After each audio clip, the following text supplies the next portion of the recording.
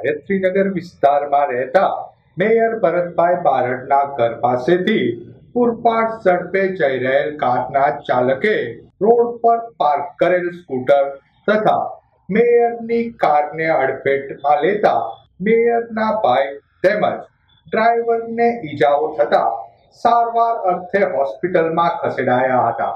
બનાવ અંગેની પ્રાપ્ત વિગતો મુજબ ગાયત્રીનગર મીરા પાર્કમાં રહેતા મેયર ભરતભાઈ બારડના ઘર પાસેથી પૂરપાટ ઝડપે જઈ રહેલ કારના ચાલકે સ્ટીયરિંગ પરનો કાબુ ગુમાવતા પ્રથમ એક ટુ વ્હીલરને અડફેટે લીધા બાદ મેયરની કારને અડફેટમાં લેતા ઘર પાસે ઉભેલા મેયરના મોટા ભાઈ અને ડ્રાઈવરને ઈજાઓ થવા પામી હતી.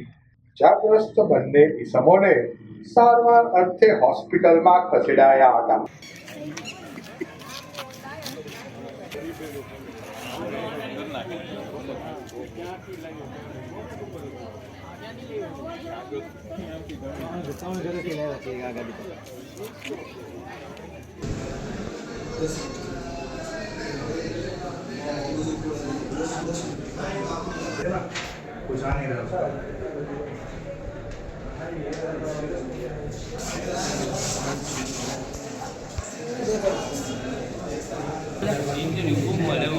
हाँ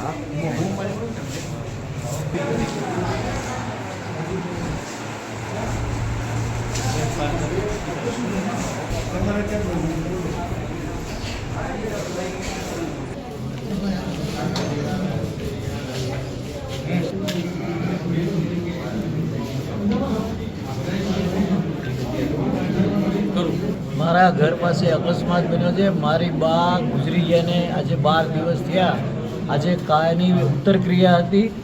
અમે વાળું કરીને બહાર વંડીએ ઊભા હતા. કોઈક બેઠું હતું.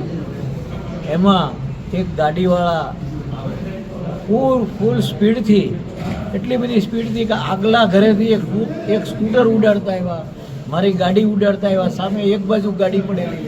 રોડ એકદમ સુમસામ હોય છે, દિવસે પણ સુમસામ હોય છે, તો રાત્રે તો કોઈ અવર જવર પણ નથી હોતી. એવા વિસ્તારમાં કોઈ વ્યક્તિ એવી સ્પીડથી ગાડી હાંકતો આવ્યો કે બીજા ઘરેથી તો સ્કૂટર તાણતો આવ્યો ને મારા ભાઈ હારે એ સ્કૂટર ભટકાણું. મારો ભાઈ બેભાન થઈ ગયો. ઘડીક તો એનો પગ ભાંગી ગયો છે. એને એક્સરે લેવા પડ્યા છે. મોઢે દાઢીએ 3 ટાંકા આવ્યા છે. પણ મારે કોઈ એવી ફરિયાદ નથી કરવી. ગાડીને નુકસાન થયું છે. ગાડી તો 3, 4 કે 5 ઉડાડી છે, મેં જોઈ નથી.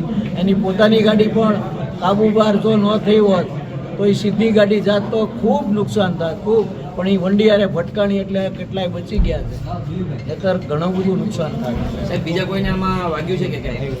મારા સારથી એટલે કે મારા ડ્રાઈવરને પગે વાગ્યું છે.